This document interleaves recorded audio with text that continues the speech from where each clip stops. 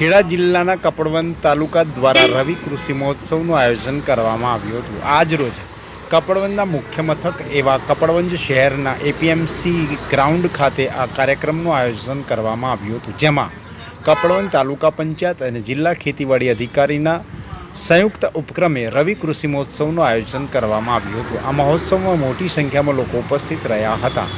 જિલ્લા કલેક્ટર તેમજ જિલ્લા વિકાસ અધિકારી સહિત ખેતીવાડી અધિકારીના માર્ગદર્શન હેઠળ કપડવંજમાં આ કાર્યક્રમનું આયોજન કરવામાં આવ્યું હતું। કપડવંજ તાલુકા વિકાસ અધિકારીના અધ્યક્ષસ્થાને રવિ કૃષિ મહોત્સવનું આયોજન કરાયું હતું, જેમાં જુદી જુદી યોજનાઓ અંગે ખેડૂતોનું રજીસ્ટ્રેશન કરવામાં આવ્યું હતું। ખેડૂત સેમિનાર પ્રાકૃતિક ખેતી અંગે સમજણ આપવામાં આવી હતી, તેમજ સાથે સાથે કેટલાક સ્ટોલ પણ ઊભું કરવામાં આવ્યા હતા, જેમાં આંગણવાડી, બાગાયત, વન વિભાગ, પશુપાલન સહિતના સ્ટોલ ઊભા કરાયા હતા। આજરોજ યોજાયેલા કાર્યક્રમમાં મોટી સંખ્યામાં લોકો ઉપસ્થિત રહ્યા હતા, તેમજ સન્માનપત્ર, મંજૂરીપત્રનું વિતરણ પણ કરવામાં આવ્યું હતું। સાથે સાથે પ્રાકૃતિક કૃષિ મોડેલ ફાર્મની મુલાકાત પણ લેવામાં આવી હતી। આજરોજ યોજાયેલા રવિ કૃષિ મહોત્સવ દરમિયાન તાલુકાભરમાંથી ખેડૂતો મોટી સંખ્યામાં ઉમટી પડ્યા હતા।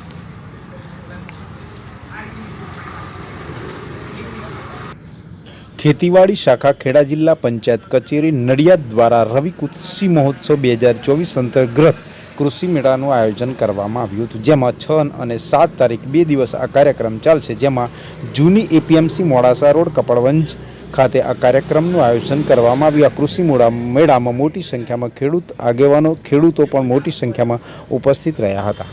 રવિ કૃષિ મેળામાં ધારાસભ્ય રાજેશ ઝાલાની પ્રેરક ઉપસ્થિતિ, જયેશભાઈ પટેલ ચેરમેન સહકાર સંઘ અને ધવલભાઈ પટેલ ચેરમેન એપીએમસીની ઉપસ્થિતિમાં કાર્યક્રમ યોજાયો હતો, જે અંતર્ગત તાલુકા વહીવટી સ્ટાફમાંથી પ્રાંત અધિકારી, મદદનીશ ખેતી નિયામક, મામલતદારશ્રી અને તાલુકા વિકાસ અધિકારીની ઉપસ્થિતિમાં રવિ કૃષિ મેળાનું આયોજન કરવામાં આવ્યું હતું, જેમાં મોટી સંખ્યામાં કાર્યકરો સહિત ખેડૂત આગેવાનો ઉપસ્થિત રહ્યા હતા।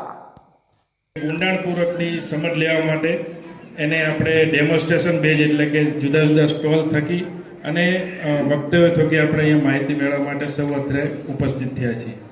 તો આપણે સૌ અત્યારે જાણીએ રાજ્ય સરકાર બંને જે સંયુક્ત અભિગમ અપનાવી અને અત્યારે પ્રાકૃતિક ખેતી અપનાવવા માટે આપણને બહુ બહોળા પ્રમાણમાં પ્રયાસ થઈ રહ્યા છે। હવે એમાં આપણા માનનીય વડાપ્રધાન સાહેબ જે એક મિશન લઈને ચાલ્યા છે કે આપણે આપણા દેશને આત્મનિર્ભર બનાવવો છે। તો આત્મનિર્ભર બનાવવા માટે જે સૌથી અગત્યનો જો કોઈ અભિગમ આપણે જે પાયાની જરૂરિયાત જે છે આપણા દેશની અંદર કોઈ પણ ક્રાંતિ લાવી હોય તો એને આપણે કૃષિ થકી જ આપણે એને સક્સેસ કરી શકીએ।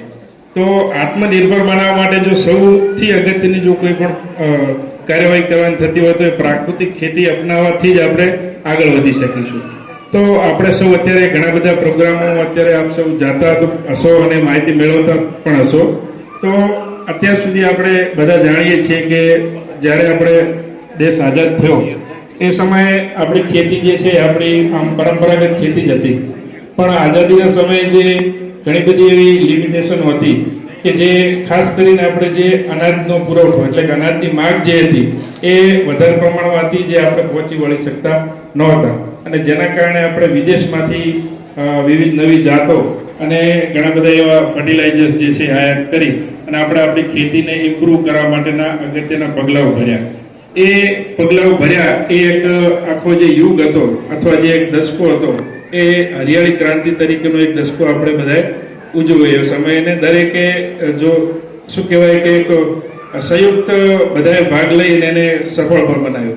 પણ એ જે અભિગમ આપણે જ્યારે અપનાયા, ખાસ કરીને હાઈ યીલ્ડિંગ વેરાયટી એટલે કે વધુ ઉપજ આપતી જાતો અને ફર્ટિલાઇઝર અને પેસ્ટિસાઇડનો જે એ સમયગાળો હતો, એ સમય દરમિયાન આપણે જે ખેડૂત મિત્રો અથવા જે પણ આપણે અપનાવતા હતા એમણે જે એક વિવેકાધીન નિર્ણયો જે લેવાના હતા, ખાસ કરીને જે સમયે ખેતીની અંદર આપણે જે સમયસર જે પગલાઓ લેવાના હોય અને એના જે ભલામણ આધારિત પગલાઓ લેવાના હોય એ જગ્યાએ આપણાથી ઘણી બધી એવી ચૂકો થઈ અને એ ચૂકોના કારણે અત્યારે આજે આપણે ઘણા બધા એવા પ્રશ્નો આપણે જોઈ રહ્યા છીએ।